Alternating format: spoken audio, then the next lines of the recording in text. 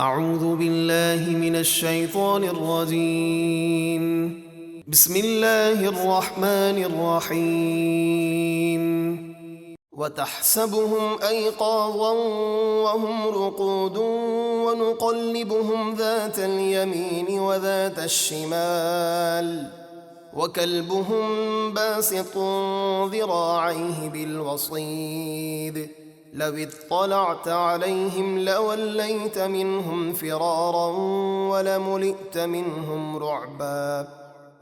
اور تم انہیں دیکھو گے تو جاگتا ہوا سمجھو گے، کیونکہ ان کی آنکھیں کھلی ہیں حالانکہ وہ سو رہے ہیں، اور ہم ہر سال ان کی کروٹیں دائیں اور بائیں بدلتے ہیں، اور ان کا کتا غار کی چوکھٹ پر اپنی کلائیاں پھیلائے ہوئے بیٹھا ہے۔ اے سننے والے، اگر تو انہیں جھانک کر دیکھے تو ان سے پیٹھ پھیر کر بھاگے اور تیرا دل ان کی ہیبت سے بھر جائے، یعنی ہیبت کے ذریعے ان کی حفاظت کی گئی ہے، کوئی ان تک نہیں پہنچ سکتا۔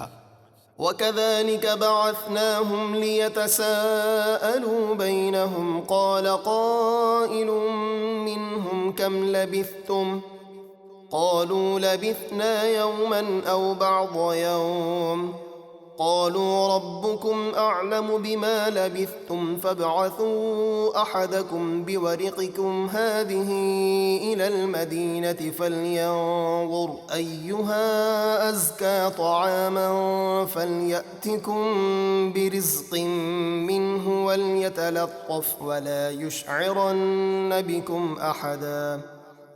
اور یوں ہی 309 سال کے بعد ہم نے ان کو جگایا تاکہ آپس میں ایک دوسرے سے احوال پوچھے۔ ان میں سے ایک کہنے والا اپنے ساتھیوں سے بولا، تم یہاں غار میں کتنی مدت ٹھہرے رہے؟ کچھ بولے کہ ایک دن رہے ہیں یا دن سے بھی کچھ کم۔ دوسرے بولے، تمہارا رب خوب جانتا ہے تم جتنا ٹھہرے۔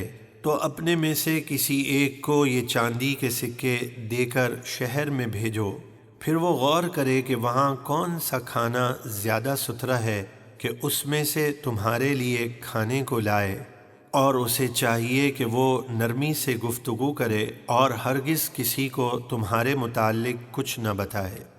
إنهم إن يظهروا عليكم يرجموكم أو يعيدوكم في ملتهم ولن تفلحوا إذا أبدا۔ بے شک اگر وہ تمہیں جان لیں گے تو وہ تمہیں پتھر مار مار کر ہلاک کر دیں گے، یا ظلم و زبردستی کر کے تمہیں اپنے دین میں پھیر لیں گے، اور ایسا ہوا تو تمہارا کبھی بھلا نہ ہوگا۔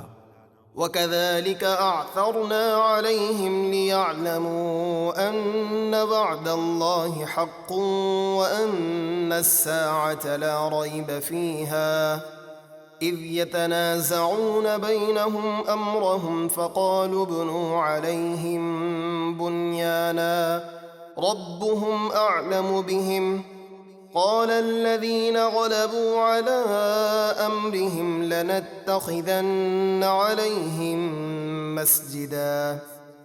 اور اسی طرح ہم نے دقیانوس کے مرنے اور 309 سال گزر جانے کے بعد لوگوں کو ان کی اطلاع کر دی تاکہ لوگ جان لیں کہ اللہ کا وعدہ یعنی انسان مرنے کے بعد زندہ ہوگا سچا ہے، اور قیامت میں کچھ شبہ نہیں۔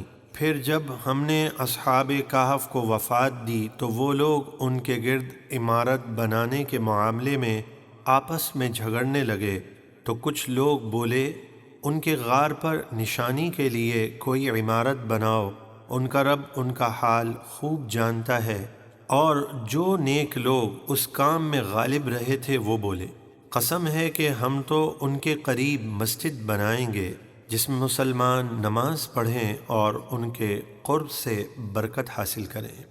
سيقولون ثلاثة رابعهم كلبهم ويقولون خمسة سادسهم كلبهم رجما بالغيب ويقولون سبعة وثامنهم كلبهم قل ربي أعلم بعدتهم ما يعلمهم إلا قليل فلا تمار فيهم إلا مراء ظاهرا ولا تستفت فيهم منهم أحدا۔ اب لوگ کہیں گے وہ 3 ہیں، چوتھا ان کا کتا، اور کچھ کہیں گے وہ 5 ہیں، چھٹا ان کا کتا۔ یہ بغیر دیکھے بے تکی بات ہے جس کی کوئی حقیقت نہیں۔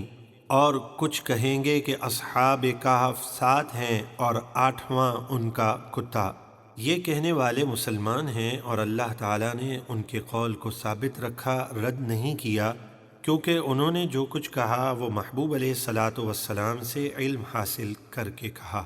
آپ فرما دیجئے میرا رب ان کی گنتی خوب جانتا ہے، لوگوں میں سے انہیں صرف تھوڑے افراد ہی جانتے ہیں، جیسے حضرت عبداللہ ابن عباس رضی اللہ تعالی عنہما وغیرہ۔